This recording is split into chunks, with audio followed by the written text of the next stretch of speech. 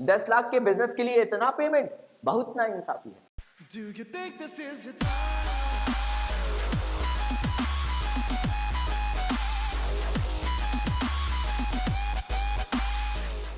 चलिए लास्ट वाले क्वेश्चन में फिगर्स के साथ ज्यादा तो नहीं लेकिन थोड़ा सा खेलते हैं, थोड़ा सा क्वेश्चन ट्विस्टेड बनाते हैं।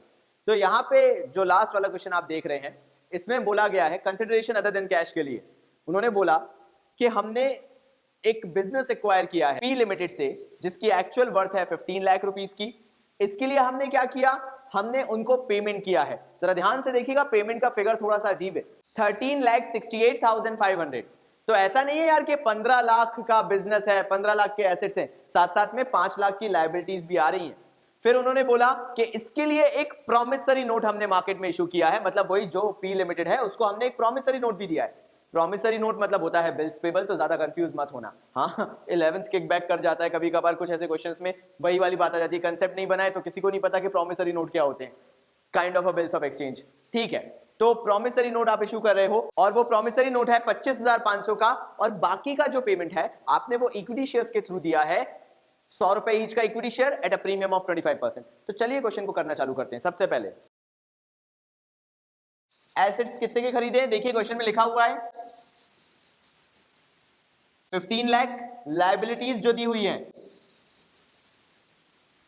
वो है 5 लाख रुपीस की, और 13,68,500 का हमने पी लिमिटेड से ये बिजनेस एक्वायर किया है, हमने लिख दिया।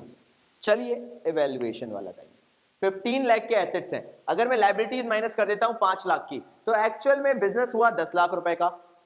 ठीक है, बिजनेस 10 लाख रुपए का था, पेमेंट कितना किया आपने 13,68,500 का। 10 लाख के बिजनेस के लिए इतना पेमेंट, बहुत ना इंसाफी है।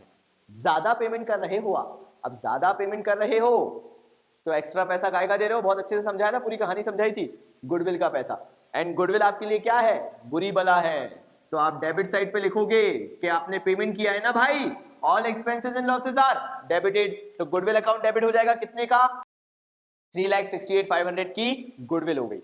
तब जाके आपने पेमेंट किया है 13,68,500 का। महात्मा होते हैं, कई लोगों के पास पैसा ज्यादा होता है, क्या कर सकते हैं। ठीक है, तो ये एंट्री हो गई। ठीक है, अब क्या करें, उन्होंने बोला पेमेंट कैसे किया, 25,500 का तो हमने एक बिल दे दिया है उन्हें, और बाकी के इक्विटी शेयर इशू किए।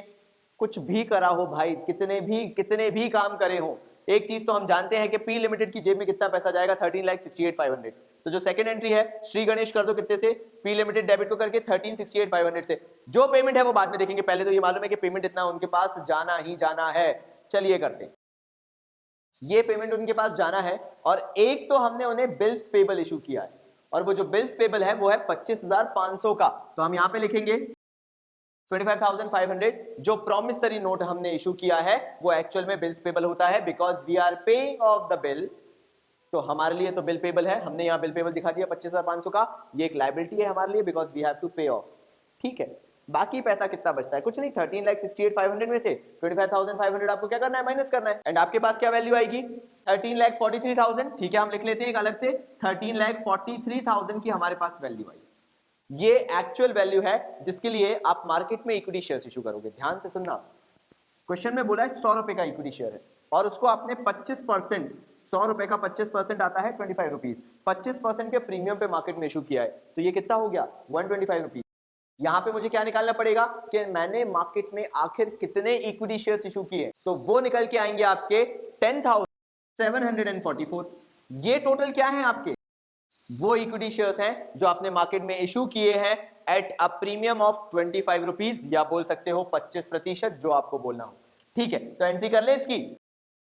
यहां पे इक्विटी शेयर कैपिटल में कैसे पैसा आया, 10,744 मल्टीप्लाइड बाय ₹100, क्योंकि इक्विटी शेयर कैपिटल में हमेशा जाता है पार वैल्यू से, हमने लिख दिया उसे।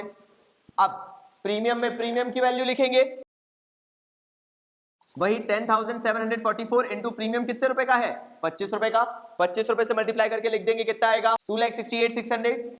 ये यहाँ पे सिक्योरिटी प्रीमियम रिजर्व हो गया। आपकी दोनों डेबिट और क्रेडिट साइड टैली हो गए। यहाँ पे हमने फिर से उसी तरह से एक एंट्री पास कर दी, जिससे हमें पता चल गया कि आखिर पी लिमिटेड को हमें किस तरीके से पेमेंट करना है। तो finally we are ending the topic consideration other than cash. I hope आपको कंसेप्ट क्लियर हुए होंगे। हाँ, अभी एक चीज बची है, और वो क्या है, वो है कि अंडरराइटर्स को कैसे पेमेंट किया जाता है और प्रमोटर्स को। तो चलिए वो जो एक लास्ट क्वेश्चन और दिख रहा है ना आपको, लास्ट के बाद वाला लास्ट जो अंडरराइटर्स वाली हेडिंग में है, इनकॉर्पोरेशन कॉस्ट वगैरह वाला, तो चलिए उसका एक क्वेश्चन और कर ले। तो जो लास्ट क्वेश्चन हमारा है वो कह रहा है कि जो एक्स लिमिटेड है उसने 2500 equity shares of ₹10 each as fully paid up, मतलब पूरे पेड अप वैल्यू के हिसाब से 10 रुपए के हिसाब से प्रमोटर को इशू किए और बाकी 2000 शेयर्स उनने अंडरराइटर्स को इशू किए। तो यार देखो ध्यान से सुनना, जो भी इक्विटी शेयर्स आप प्रमोटर को इशू करते हो वो बिजनेस के शुरुआती दौर में करते हो, मतलब जब बिजनेस स्टार्टअप होने वाला है, जब बिजनेस सेटअप हो रहा है, और सेटअप करने का सारा काम जो है वो प्रमोटर करता है।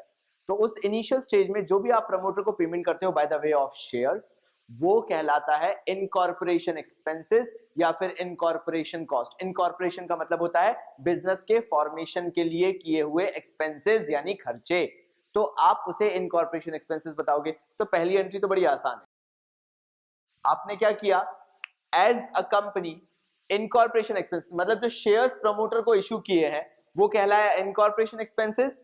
उसके अगेंस्ट में आपने उस प्रमोटर को इक्विटी शेयर्स इशू कर दिए हैं फॉर द पेमेंट। आप पेमेंट कर रहे हो इक्विटी शेयर्स के थ्रू, डायरेक्टली आप एंट्री पास कर दोगे उसकी। तो अब बारी आती है अंडरराइटर्स कमीशन की। ठीक है, इसका नरेशन क्या होगा वो भी सुन लेना। Incorporation expenses paid 2500 shares of ₹10 each issued to promoters, बस खत्म। इससे ज्यादा इसका कोई नरेशन नहीं आएगा। ठीक है, तो नेक्स्ट हमने अंडरराइटर को इशू किए, तो उसके लिए एंट्री थोड़ी डिफर करेगी। जैसे यहां पे हमने क्या दिखाया, अंडरराइटर्स का कमीशन अंडरराइटर्स को ड्यू किया। अंडरराइटर्स बेसिकली वो इन्वेस्टमेंट बैंकर्स होते हैं जो कि बेसिकली कंपनी के बिहाफ पे, अगर आपने मेरा फाइनेंशियल मार्केट वाला वीडियो देखा होगा तो मैंने काफी अच्छे से एक्सप्लेन किया था कि अंडरराइटर्स वो लोग होते हैं जो कि शेयर इशू करते टाइम, बेसिकली वो इन्वेस्टमेंट बैंकर्स होते हैं। शेयर इशू के टाइम पे वो एज अ मीडिएटर काम करते हैं, वो पूरे शेयर्स मार्केट तक पहुंचाते हैं और वो मार्केट में जिस जगह पे पहुंचाते हैं वो कहलाता है दी डिपॉजिटरी। तो ये काम होता है इन्वेस्टमेंट बैंकर्स का, और जो हम उन्हें पेमेंट करते हैं वो अंडरराइटर्स कमीशन होता है। अंडरराइटर्स कमीशन टू अंडरराइटर्स को हमने ड्यू कर दिया। बेसिकली इसको अंडरराइटर्स को ड्यू करने का मैं आपको सेंस या लॉजिक बता देता हूं। ये होती है बड़ी बड़ी फर्म्स जो अंडरराइटर्स होते हैं, और बड़ी बड़ी फर्म्स को हमें ये पैसा ड्यू करके दिखाना पड़ता है, क्योंकि वो हमारे इन बिटवीन जो हमारा टाइम चल रहा है बिजनेस का, उसमें कभी हमारी मदद कर रहे हैं मार्केट में शेयर्स लेके जाने के लिए। बीइंग अ कंपनी हम खुद नहीं कर सकते तो हम इन्वेस्टमेंट बैंकर्स को अप्रोच करते हैं, और उन इन्वेस्टमेंट बैंकिंग कंपनीज जो हैं उनके नाम यहाँ पे आते हैं। इसलिए यहाँ पे उन्हें मेंशन करना जरूरी होता है, क्योंकि हमारा कोर्स डिटेल में एक्सप्लेन नहीं करता, हम सिर्फ उसको अंडरराइटर्स बताएंगे। लेकिन क्योंकि मैं लॉजिक पे बड़ा ध्यान देता हूं, इसलिए मैंने आपको बता दिया अंडरराइटर्स कौन होते हैं। और डिटेलिंग चाहिए, फाइनेंशियल मार्केट्स वाला वीडियो देख लो। ठीक है, आगे बढ़ते हैं। सिंपल सा फंडा है, 2000 इक्विटी शेयर्स इशू किए थे 10 रुपए के हिसाब से। 2000 इंटू 10 रुपीज होता है 20,000। हमने 20,000 का इक्विटी शेयर्स अंडरराइटर्स को इशू कर दिए, हमने उनको पेमेंट कर दिया। यहाँ पे इस सेकंड वाले का नरेशन होगा underwriters commission due to underwriters. इसका होगा payment made to underwriters by issuing 2000 equity shares of ₹10 each. Question खत्म हो गया।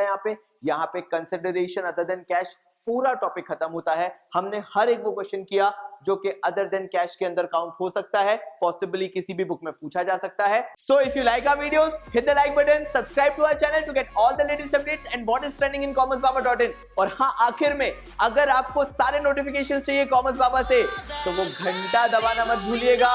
धन्यवाद।